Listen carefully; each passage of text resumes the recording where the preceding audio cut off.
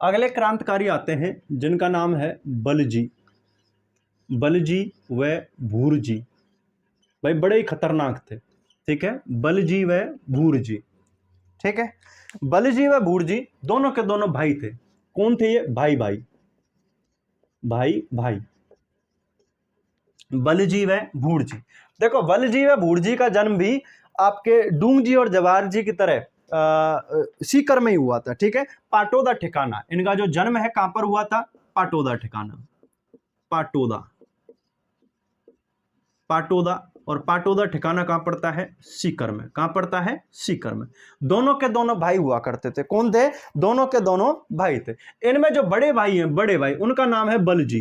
क्या नाम है? बलजी। ठीक है, और बलजी जो है पाटोदा के ठिकानेदार थे। कौन थे? पाटोदा के ठिकानेदार, ठिकानेदार। ठीक है, इनके जो छोटे भाई हैं, बलजी के छोटे भाई, जिनका नाम है भूरजी। क्या नाम है? भूरजी। ठीक है, अंग्रेजी सेना में क्या थे ये? सूबेदार, अंग्रेजी सेना के सूबेदार। ठीक है, अंग्रेजी सेना में सूबेदार थे। ठीक है, और कहते हैं कि बंदूक बहुत अच्छी चलाया करते थे। क्या? ये जो भूरजी हैं बंदूक बहुत अच्छी चलाया करते थे, बहुत अच्छे निशानेबाज थे। ठीक है, अब देखो, ये तो सबको ही पता है कि अंग्रेजों की सेना में जो हमारे भारतीय सैनिक थे उनके साथ में बहुत बुरा व्यवहार किया जाता था। ठीक है, मतलब रियलिटी अगर देखें तो कुत्ते से भी ज्यादा बुरी हालत की जाती थी। ठीक है, भारतीय सैनिकों की उस समय में। ठीक है, क्योंकि पैसे के लिए और अपने ही लोगों को मरवाना, उनसे ये स्थिति थी हमारे भारतीय सैनिकों की। ठीक है, बड़ा अमानवीय व्यवहार किया जाता था, है ना। अब क्या हुआ, इस बात से भूरजी ने जब देखा कि अंग्रेजी सैनिक, एक छोटी रैंक का सैनिक भी लेकिन वो अंग्रेजी है, ठीक है, और हिंदुस्तानी सैनिक चाहे वो बड़ी रैंक का है, ठीक है, उसके साथ में भी बुरा व्यवहार कर रहा है, ठीक है, ये कुत्ते जैसा व्यवहार कर रहा है। तो इस बात से भूरजी बड़े नाराज रहा करते थे। तो कहते हैं कि इन भूरजी ने एक अंग्रेज अधिकारी को गोली से उड़ा दिया। ठीक है, गोली मार दी उसको। ठीक है, और गोली मार करके और अपने बड़े भाई के पास में आ गए, पाटोदा। कहां पर आ गए? पाटोदा। अब भाई पाटोदा आ तो गए, लेकिन आने के बाद में अंग्रेजों ने इनका पीछा किया। अंग्रेजों ने पीछा किया तो यहां से दोनों के दोनों भाई बोले टेंशन मत ले यार, मार दिया तो मार दिया ससुरे को। ठीक है, मार दिया, बोले चल भाई अपना वही काम करेंगे, पहले भी यहां किया करते थे।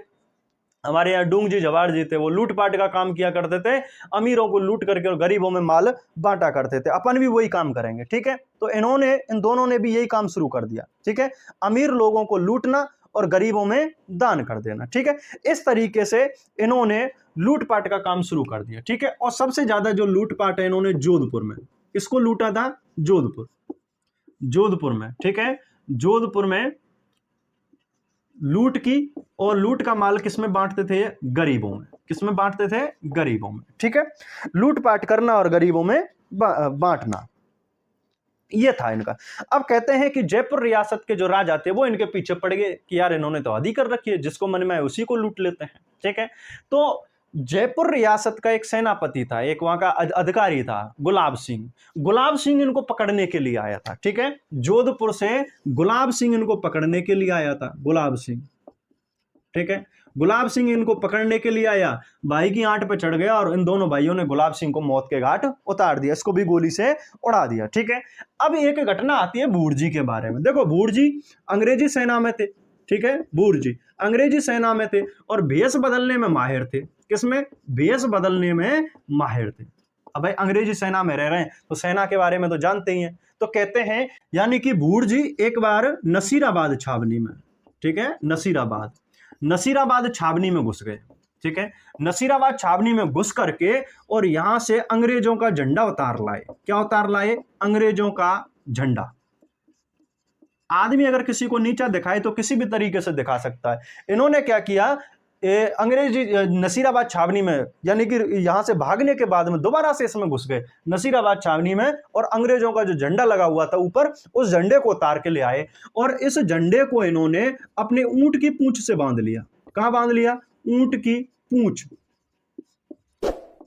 ऊंट की पूंछ से बांध लिया। कहते हैं कि जब तक ये जीवित रहे थे इन्होंने अंग्रेजी झंडे को अपने ऊंट की पूंछ से बांध के रखा था। जब इनसे लोग पूछते थे कि भाई तुम अंग्रेजों का झंडा है, इसको ऊंट की पूंछ से क्यों बांधते हो?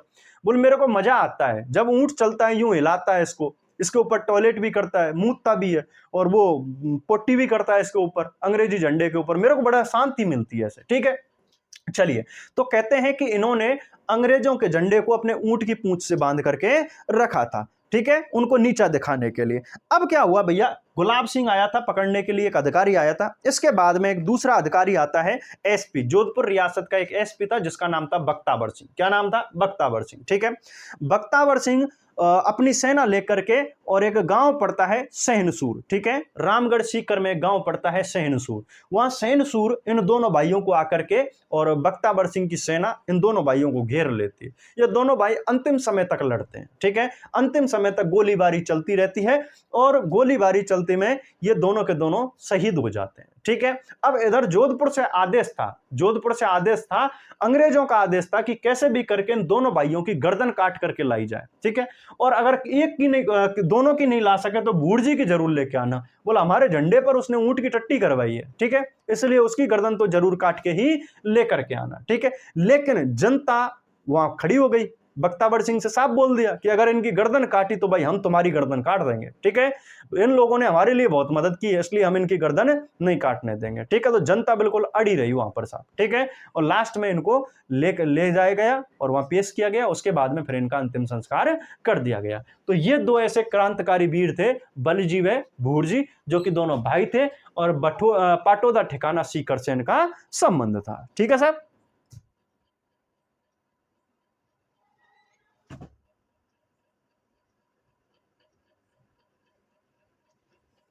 स्क्रीनशॉट ले लो।